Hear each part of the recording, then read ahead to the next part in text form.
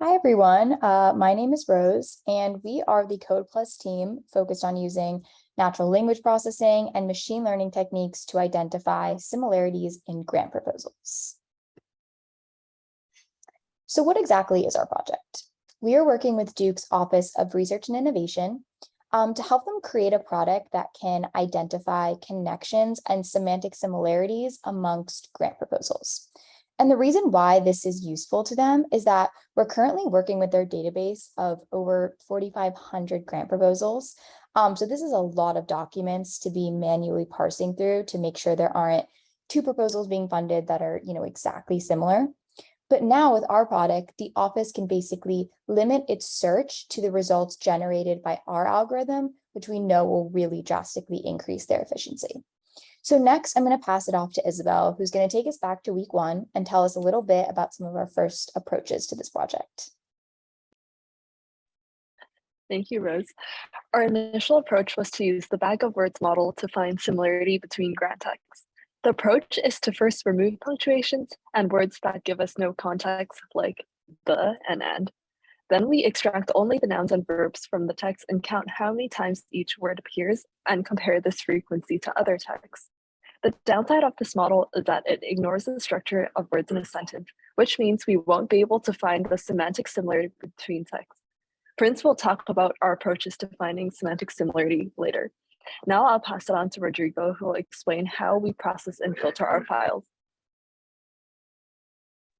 Thank you, Isabel. So after we tried that more initial approach of just working through text in general, we had to figure out how we were going to deal with as Rose mentioned, about 4,500 files that we were given by the Office of Research and Innovation to test our algorithm. So one of the first things that we noticed while we were going through our files is that many of them were separated into different sections that belong to the same research grant proposal. So we tried to use that to our advantage by looking over the more relevant sections that contain more important information about the research, such as abstract overviews and research strategies. However, one of the problems that we found with that approach was that many of the files just didn't have all the sections that we needed, so we couldn't really use that because it really limited the corpus that we could actually perform the searches on.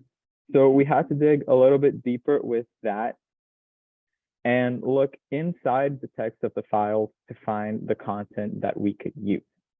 So many research grant proposals contain very general text common to many of them that don't really say that they're similar. Many of them maybe have postdocs working in a lab or have details for test subjects as training that don't really say anything specific about what they're trying to do and can't really be used as a similarity metric for the files. So what we needed was to look into the files and find actually specific and succinct descriptions of what the project was trying to do, what that research was trying to get at, to ultimately understand what was inside that file and what could be used to actually compare in a meaningful way the content inside those files. So ultimately, to deal with our files, we developed a filter to get rid of the noise in the grant proposals that we were given. We used a Python library called PDF Miner, which allowed us to get rid of all the lines and images and anything that we could not perform natural language processing on, and keep only the paragraphs inside the text that contained relevant information that we could use to identify what the research was trying to do. So all these words on the slides were the ones that we were looking for. And if that word was present, we would use that part of the text because that would mean that it contained relevant information that could tell us in a very succinct way what that research was trying to do, and we could get rid of all the generic things that wouldn't really tell us a lot. So now I'm going to let Prince talk a little bit more about the specifics of our natural language processing. All right, thank you, Rodrigo. So to reiterate, what we're trying to do is that we're trying to find an automatic way to highlight different files that are very similar. So to do that, we need to understand what the grant proposal, the file inputted means, what the word actually means. So to do that, the NLP technique that we used was to embed the document, sentences, word into an embedding. So the embedding is just a very high dimensional vector that tries to represent what the document sentence word might mean. So if you have two documents, you can find the cosine similarity between those two documents, which is just the angle between the two vectors. And that gives you a mathematical description of how similar these documents are. And that would help us later to actually calculate which documents are similar. So an initial approach to get these embeddings is to use like a dictionary. So these dictionaries, for example, in Spacie, have each word and a corresponding embedding, meaning that each word has like this high dimensional vector.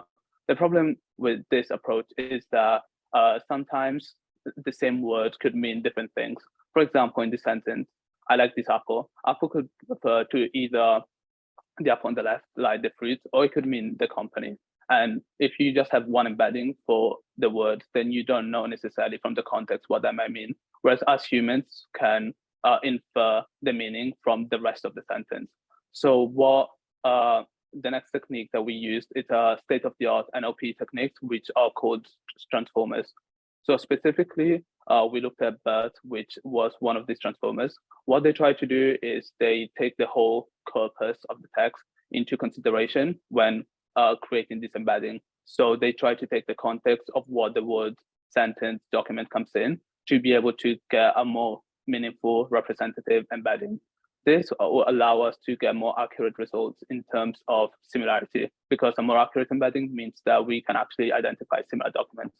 So with this in mind, the specific algorithm that we came up with was to, for the office, they would upload a specific file. So this will come in the form of a PDF that they want to examine. So this will be a grant proposal that may come to the office. Rather than doing it manually, what the algorithm does is it takes the PDF and it extracts the text from it. From the text extracted, we filter for the keywords that Rodrigo was talking about. This gets rid of much of the noise. Then we summarize further the filtered text to 5 sentences. These 5 sentences are what we base our embedding from. And then using the embedding, we calculate the cosine similarity with the rest of the database. And doing this, we rank what the most similar files are.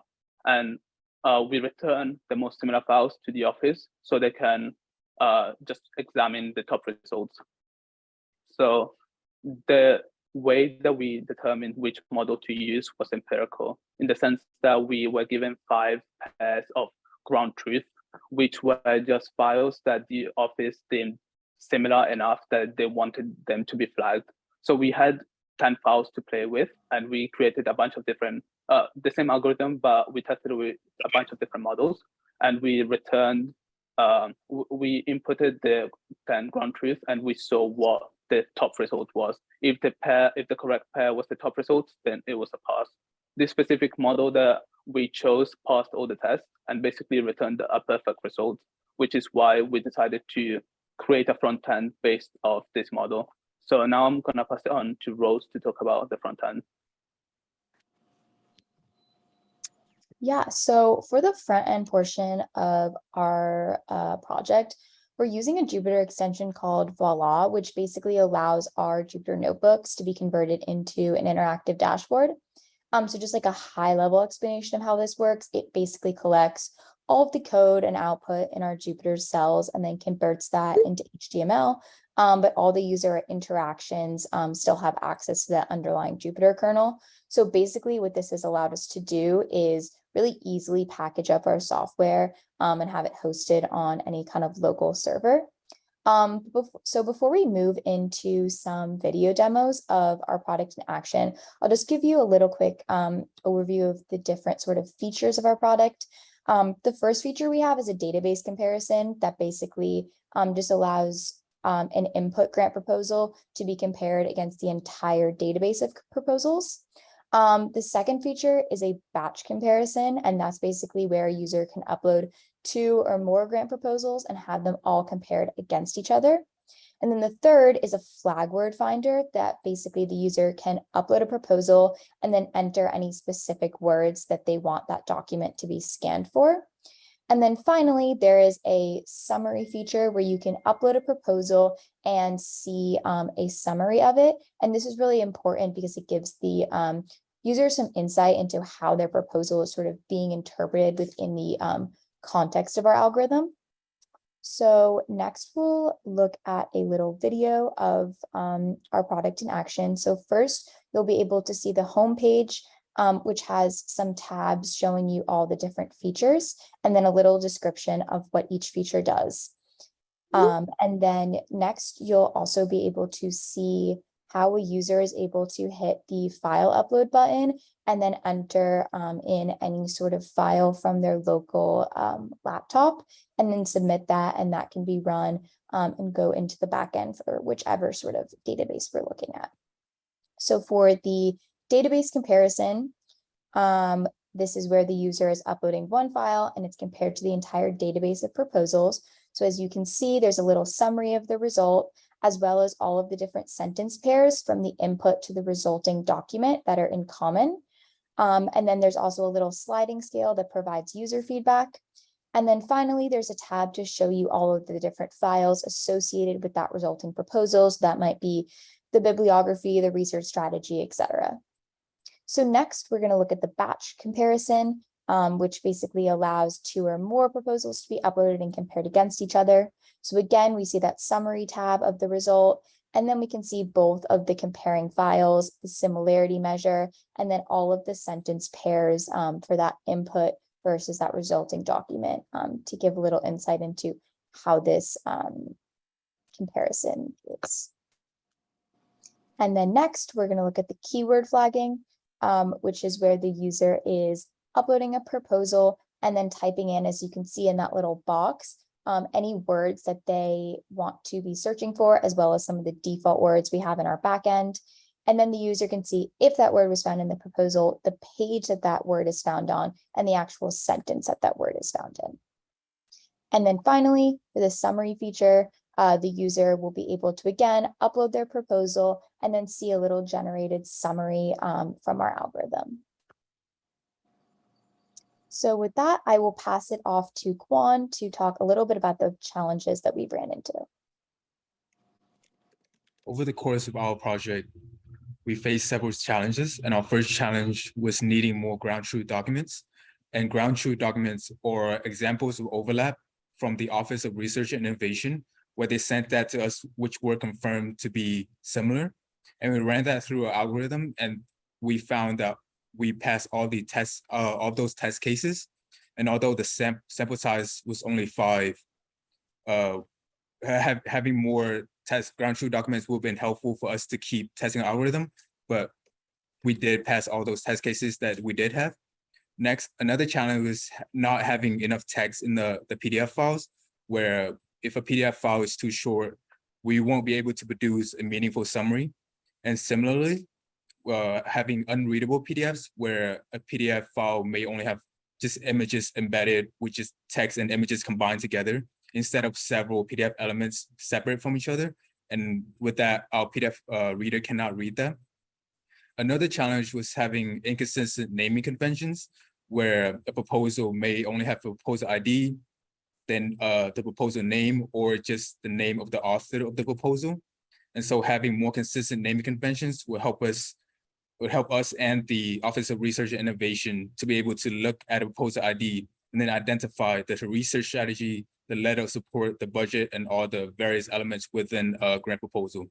And lastly, we also face some issue with the Duke Compute Cluster, which is a high performance computing cluster, where we requested machines for us to work on our project. And we've encountered some challenges such as having a kernel restart or not having enough space in our home directory. And we were able to solve that by going into the group directory, which has a lot more space, and requesting more memory for our machine sessions. And now I'll pass it on to Julie, who'll talk to you about our future steps. There are some features we're short on time for, and we would like to propose them as potential future directions. These include using the user's feedback ratings to reevaluate the models we ran and making adjustments accordingly, improving on the efficiency of performing NLP on a remote server, and adding NetID login to our web app. In summary, we developed an algorithm that generates the most similar files in comparison to user inputted file. Our results have been accurate based on the provided example files. We developed a web app that has 4 major features: database and batch comparison, keyword flagging, and viewing summary. At the end, we outlined some challenges and suggested some potential future directions. Finally, we would like to acknowledge all our sponsors, stakeholders, and our team leads for their time and support throughout these 10 weeks. And now we'll open it up for questions, comments, or concerns. Thank you all very much for your time.